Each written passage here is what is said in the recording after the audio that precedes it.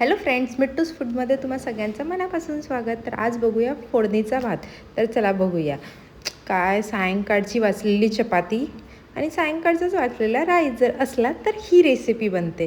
तर चला बघूया. छान पोळ्यांना तळून टाकायचं आणि मिक्सरमध्ये छान बारीक करून टाकायचं. त्यानंतर जो भात राहिलेला आहे आपला राईस, त्याला पण छान मोकळा करून घ्यायचा. त्यानंतर आपण तडका बघूया कसं द्यायचा. तर एक पातेलं घ्यायचं, त्यामध्ये ऑइल टाकायचं आणि छान शेंगदाणे टाकायचं, जिरं, मोहरी, ग्रीन मिरची, जर तुम्हाला तिखटचा बनवायचा असेल ते पण बनवू शकता. आणि कढीपत्ता टाकायचं, छान कांदा टाकायचं आणि छान त्याला परतून घ्यायचं.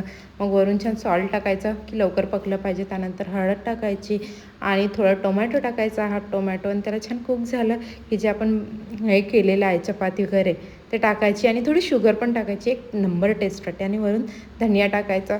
इतकं यम्मी वाटते. प्लीज माझ्या सांगण्यानुसार एकदा ट्राय करा आणि कसं वाटलं ते नक्की कमेंट्स करून सांगा.